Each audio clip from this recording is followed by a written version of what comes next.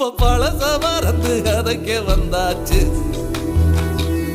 என்ற விசனம் மறந்து காத்தோட போயாச்சு. இது நிரந்தரம் என நிலச்சிருக்கணும். ஐயோடா இது நிலச்சிட ஒரு